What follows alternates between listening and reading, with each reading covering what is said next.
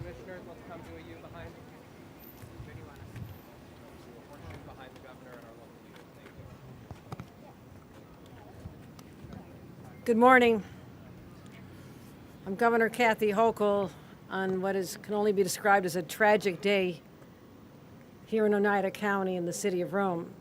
I'm joined by the county executive, Tony Pacenti, who I've worked with through many crises, but this is the worst event to ever hit the city of Rome in its long 228-year history.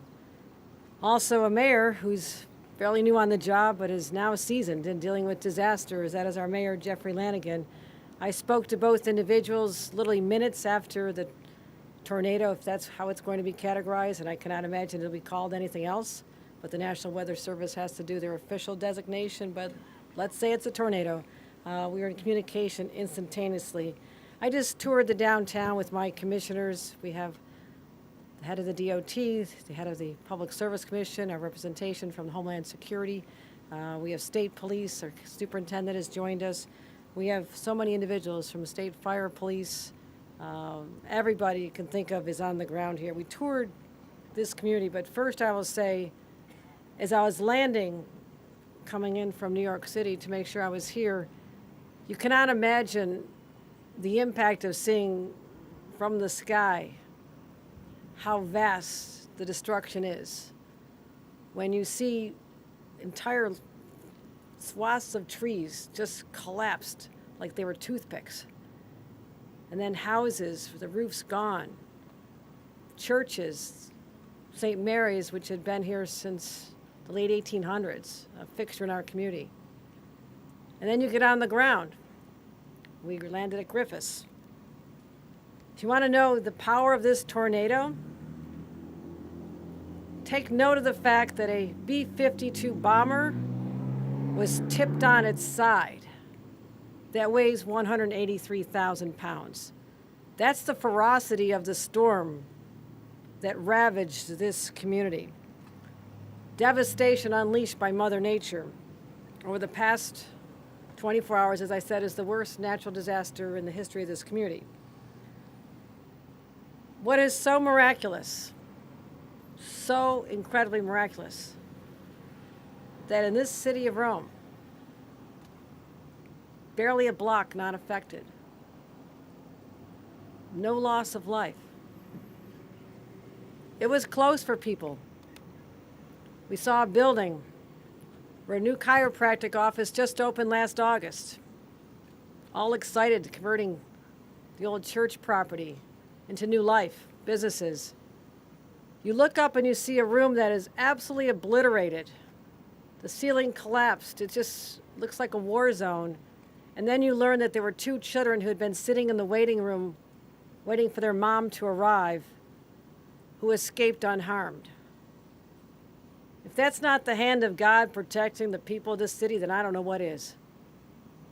So we're grateful that people are survived the experience, especially those who had been in the Georgian towers. Senior citizens, that's their home. The top floor, the 7th floor, collapses. And people walked out and are now being taken care of over in Utica. So those are just some of the reflections of walking for a short trip down to this community. It says to me this is a community built on resiliency and a toughness and a can-do spirit, as I talk to countless business owners who promise to rebuild.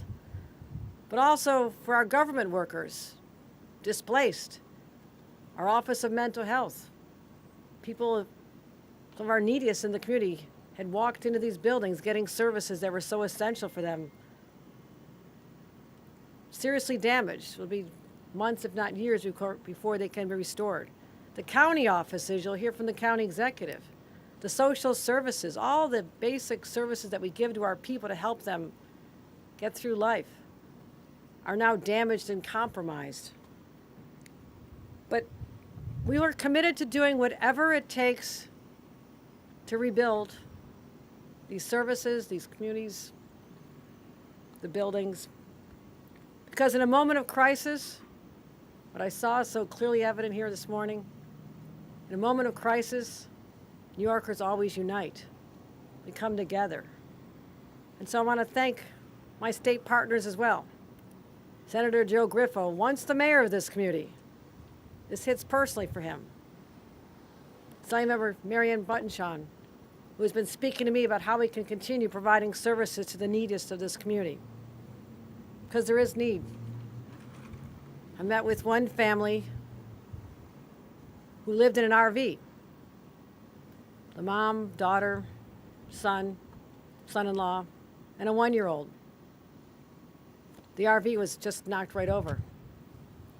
They ran for their lives. They are in need of services. So to this community, we'll not abandon you. We'll continue to bring the resources from the state of New York, now and for as long as it takes. So, who's on the ground here? I brought the best. I have the most experienced team. We have been through so many disasters. I've been governor less than 3 years. I've had to deal with more historic nature events, cataclysmic, extreme weather events than probably anybody in history. You know, hurricanes, tornadoes. Remember last week there were 42 tornado warnings from Jamestown up to Plattsburgh. Never before in our state's history have we had that scale of impacts from Mother Nature. So the point is, my team is experienced. They're the best. Director of State Operations, Catherine Garcia, is here. Came up with me this morning. She understands disasters like no other. Our State Police Superintendent, Stephen James, been at my side through many of these crises. DOT Commissioner Marie-Therese Dominguez. First thing she did was make sure that we could clear our streets, manage the damage, make sure that our generators were there to make sure that our streets are managed in a safe way. Public Service Chair Roy Christian has joined us here to make sure the utilities do their job, speaking to them nonstop. getting the power back on. And we've gone statewide from over 300,000 without power yesterday to about 100,000 today. About 20,000 here in this county. But this is an urgent situation. When the heat is as hot as it is right now, people need their power back on. So we are focused intensely on making sure that happens as soon as humanly possible. Peter Cicchetti, the Executive Deputy Director, Homeland Security, representing Jackie Bray, who's an incredible individual who's managed crises with me as well. To all the men and women at the Emergency Operations Center at Griffiths Air Force Base, you need to see this. This is a military operation like no other. State, local, city, county, all working together as if they've been trained together since the very beginning. A beautiful synergy that's all working to build up this community and make sure people are safe. Working round the clock to monitor the conditions. The reason we're still monitoring, hate to break the news, it's not over yet. Weather conditions that created this devastation here in Rome are still in the air above New York. There's potential for tonight to also be another devastating experience. For that reason, I declared a state of emergency for the entire state of New York as we face another period of tornadoes, high winds, thunderstorms, and whatever else Mother Nature throws our way. So let's start with what we see here on the ground in Rome. I'm sure most of you will never forget this, but at 3:27 p.m. yesterday, high winds touched down here in Rome and all the way out to Canastota. And I spoke to the county chairman in Madison and the mayor of Canastota and offered all of our support for them as well. We also had 3 other tornadoes touch down, Warren County, Hamilton counties as well. But let's talk about Rome since we're here. 22 buildings, major structural damage, 4 entirely destroyed. As I mentioned, the 7th floor of the Georgian Tower collapsed. The building next to our Office of Mental Health is now unsafe to enter. And as you see behind us, the steeple blowing off the church, St. Mary's, the First Presbyterian, lost part of its roof. Over in the village of Canastota, tragically there was loss of life. An 82-year-old man, Robert Popple, still determining the specifics, but a neighbor reports he was out trying to check on his antique car outside and was swept away. Let's just recognize this 82-year-old who just was out there living life as one does and unexpectedly swept from us. Let's honor him in a moment of silence.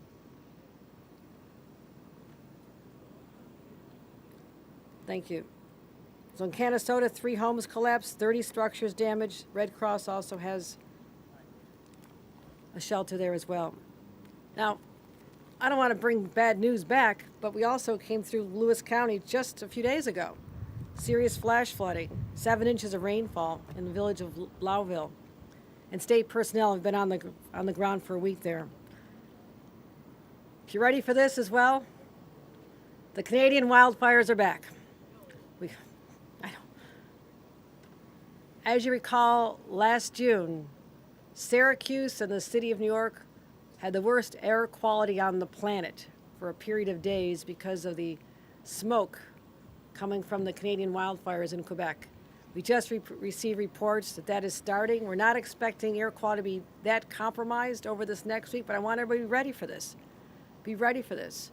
We'll get out more warnings on what people need to do to prepare. So to deal with this, you know my team's on the ground. I also said we need more help. We need help with cleanup. We need help with the people. So as of now, I've deployed 50 National Guard to continue with the storm response. They'll help remove debris from public areas and provide assistance as necessary. We also need the money, right? We need money to rebuild. I spoke with Majority Leader of the United States Senate, Chuck Schumer, and our Senator Kirsten Gillibrand.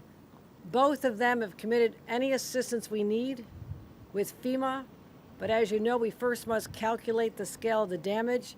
It has to exceed $37 million in public damage, meaning to roads, bridges, infrastructure, public buildings, libraries, schools, offices. Once that is calculated, we can put in a request and ask for a declaration of disaster from the federal government. So the White House is aware. I've already reached out to them. FEMA has been notified as well. So I've spoken to our leadership team in Washington, and they're ready to assist. So at the state level, we do have some discretionary funds for capital work like roadway repairs if the federal dollars are not sufficient. Our Office of Faith and Nonprofit Services has money to help with churches and religious institutions. And what's really important for those who are trying to figure out how to manage the whole idea of getting insurance coverage for their properties and their homes. The Department of Financial Services is deploying their disaster strike team, and they'll literally set up a trailer people can walk up to. I've seen it many times, that they can get assistance on how to file their claims. So we'll be there for them as well. So we still have our Emergency Operations Center operational right now. We have our incident management team. We have our Office of Fire Prevention. We have our canine search and rescue teams, countless individuals. Even just all the debris that's on the streets look good. That's because teams descended quickly, and we call send in the equipment to cut trees and clear debris. And I continue to have the public service with utility workers ready, 5,000 people deployed. So I'm ready to wrap up, but there's a lot going on here. There's a lot going on here. And as I said to the mayor and the county executive many times, whatever you need, we're here to help. We're not abandoning you. And as I said, starting tonight, severe weather storms are expected again, extending here in Rome all the way across the eastern half of New York. And the highest risk is the capital region to Long Island.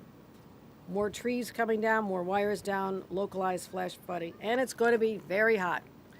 Much of the state is now covered in 90-degree weather. It feels like 100. Some parts of our state are going to feel like 105 degrees. Good news is we expect this weather condition to break sometime tomorrow, so continue monitoring the situation as well. So, almost exactly 1 year ago, I stood at a podium like this, 200 miles away in a community called Highland Falls. They had just experienced what was defined as a 1,000-year flooding event. Destroyed the downtown, water raged through as if there were no streets, it was all part of the river. As I said on that day, and have been saying since I became governor, these extreme weather events are no longer the abnormal, they are the new normal. And so this summer, as we're experiencing historically early heat wave, the most ever tornado warnings, and now this horrific event in the Mohawk Valley, this is going to be what we're going to expect from here on out. But we're ready, we're prepared. The state of New York will not abandon our communities. So as I look around, I just want to say again, I'm so grateful for the partnership that we have with our local officials. It means everything, and hopefully inspires the confidence of a community that has been struck with a disaster that they never could have imagined. But we will rebuild, we will come back, and we will be stronger. With that, I'd like to turn it over to County Executive Tony Picente. Thank you, Governor. As the Governor said, it was minutes after this event had happened. I was in this office with the mayor, who we've been kind of joined at the hip for the last 20 hours or so, except for a few hours of sleep. And, along with Senator Griffith was with us, but minutes, really, before it even settled. The Governor had called, offered resources, and obviously we were ready and willing and grateful for what happened. The cooperation between the state of New York, the County of Oneida, the City of Rome has been unparalleled. We've been working, as the Governor said, around the clock. We've been establishing various, the command center up at Griffiths International Airport. The terminal building is where the command center is, led by Chief Kevin James, who's the incident commander. The sheriff has been with us throughout and, continues. So this has been, as the Governor said, a team effort. What we are dealing with now is, continuing the cleanup that has to take place here and really an assessment of the overall damage that has taken place. We have obviously, while City Hall is open for, essential businesses, our county offices and court facilities in the City of Rome are closed. For the time being, we will be establishing some temporary work up at and offices at Griffiths for the time being until we can establish something more stable and permanent in the downtown area, recognizing that people have a hard time getting there. But in terms of social services, mental health, any of the other human services needs, the county is responding and is setting up offices accordingly. We'll continue to do that as we continue to clean up. Our public works crews are working with Rome, and we've had offers from various towns, villages, cities to assist with that, along with state DOT. I won't mention all of the people that the governor already did, but I want to thank all the commissioners that are here and have been at the ready from the moment this thing hit. And I would ask, the other thing is really the credit right now goes to the first responders. I want to especially call out, with my colleague here who's going to speak in a moment, the mayor, Rome Police Department, Rome Fire, who have been outstanding. Oneida County Sheriff's Office, thank you, Sheriff, have been outstanding. New York State Police, Public Work Crews. That, everybody here, we're literally working around the clock, and we'll continue to do so until we get this cleaned up. Obviously, this comes at a difficult time. It's never a good time. Certainly no time of year, but this is a time of celebration in the Mohawk Valley. Whether it's in the city of Rome or in the city of Utica or elsewhere, throughout this county, and this is the time we're enjoying summer, and we will enjoy summer. We will get there because we will clean up, we will rebound, we will rebuild and do everything we can. We do need the cooperation of the public to please stay out of the way of our emergency workers as they're cleaning up the debris. There's still power lines down. There's still, very hazardous situations. We don't need sightseeing right now. We need people to let the crews do their work and get this job done.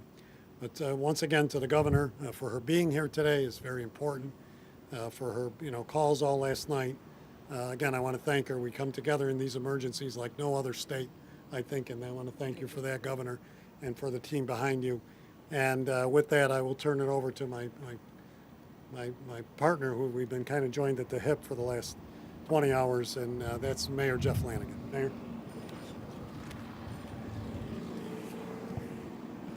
Good afternoon. Thank you so much for being here. I want to first say thank you so much to the governor for her incredible assistance throughout this process right from the beginning. Like we said, within minutes, we were working on this together, and I thank you for everybody that's here today and everybody that you've sent right from day one. County Executive Pacenti, thank you to you. You were here within probably 20 minutes, and we have been joined at the hip, so I appreciate everything you guys have done. Senator Griffo on the state side, and Assemblywoman Marianne Buttonshaw, same thing.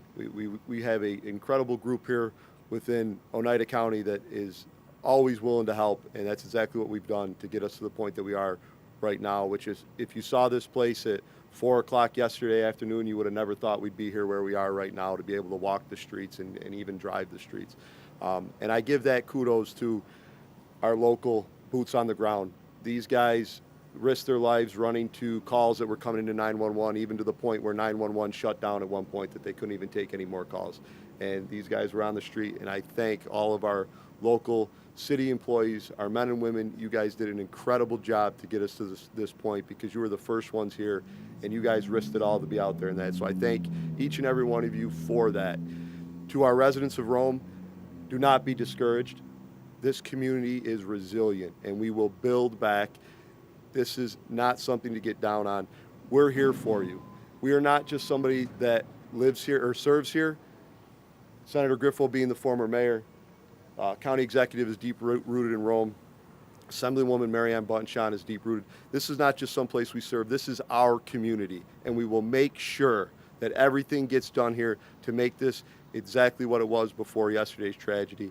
And you have the reassurance of everybody standing here in front of you that that will happen, and it will happen quickly. Anybody that knows me knows I'm not going to sit around and wait for things to happen. We're going to make it happen. And I promise you today that will happen. So please be safe, like the county executive said. Let these guys do their job. We're asking to please stay out of their way. We know everybody wants to help, and we appreciate that's what this community does. The smallest tragedies to the most largest ones, as you're seeing today, everybody just wants to lend a hand. But we were truly blessed to have no major injuries and or deaths in our community. and we do not want to see that ever happen in the cleanup efforts. So please be cautious, stay out of their way, let them get that done, and please be safe, everybody. Thank you so much. Thank you, Governor. All right, folks, we have time for a couple questions about the storm and recovery. You can, Chris, Wondering how New York State plans to build resiliency as we keep seeing these high weather events and they're having an impact on state and local resources?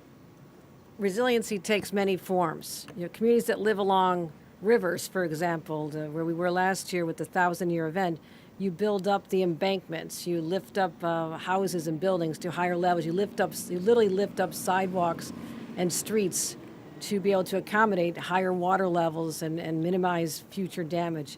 But something that comes out of the sky so wildly unexpectedly, like a tornado, is more challenging to build resiliency for. You don't have a clear path. If you live along a waterway, you have a path, you can identify the most vulnerable areas.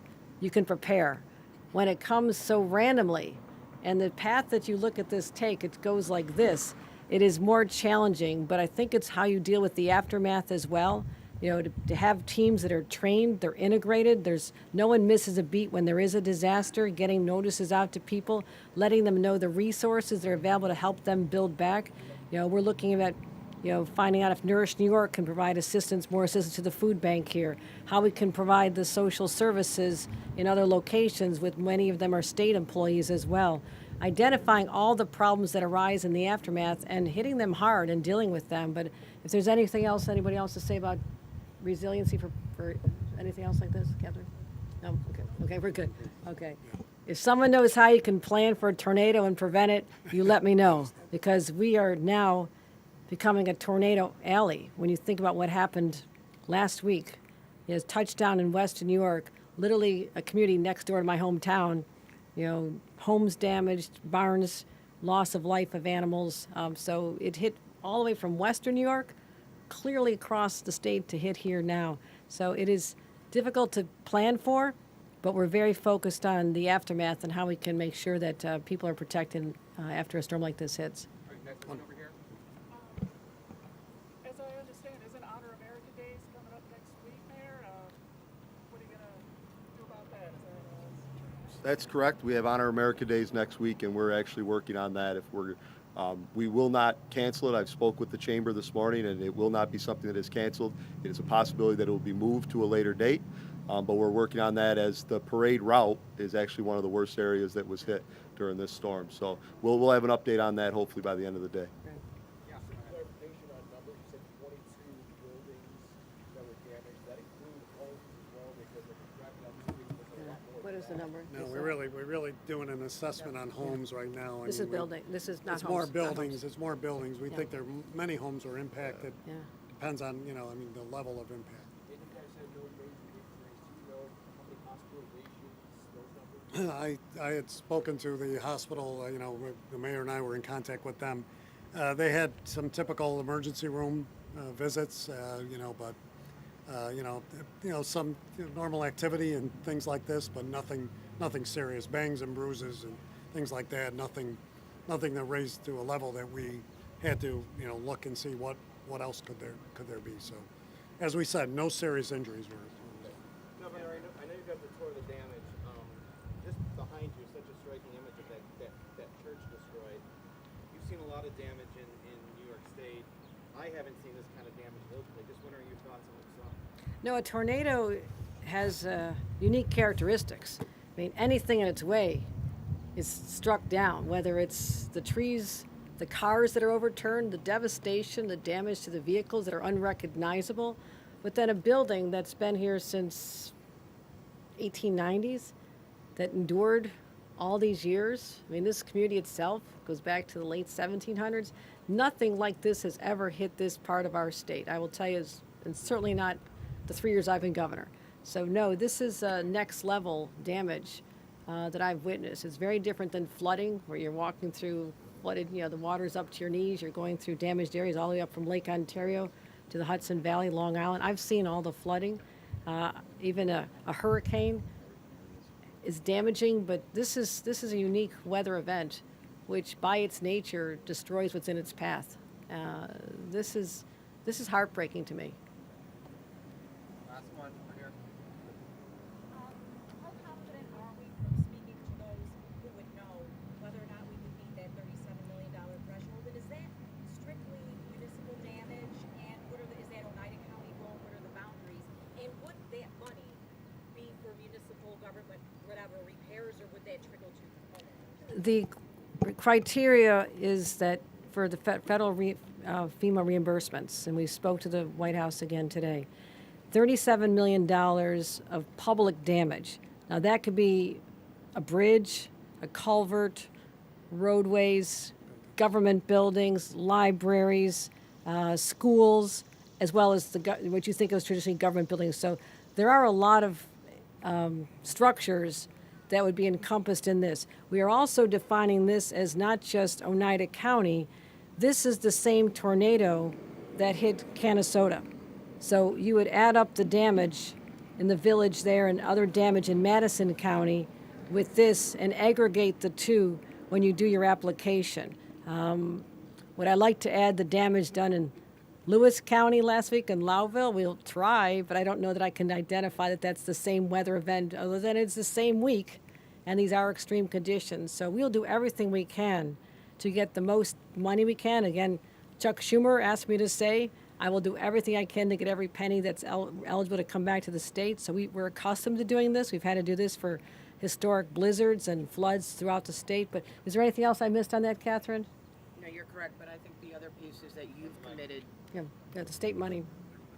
I just want to reiterate what the governor raised before, is that she is putting state resources behind the effort to rebuild here, and we'll work with the local officials to define what that looks like, but we're already working with our division of budget to find those pots. And I just as declaring the state of emergency from the county with, alongside the governor, we've committed in working with the mayor. Oneida County is putting $3 million towards this cleanup event and towards anything needed over the next several days that we've appropriated with the approval of the Board of Legislators. So, we'll be able to purchase what we need and get the resources, obviously, other than, the various manpower that we have. We're going to need other things such as equipment, repairs, electrical pieces, generators, other supplies. Whatever we need, we'll take care of it over the next couple of weeks. All right, thanks, everybody. Thank you, everyone. Appreciate it.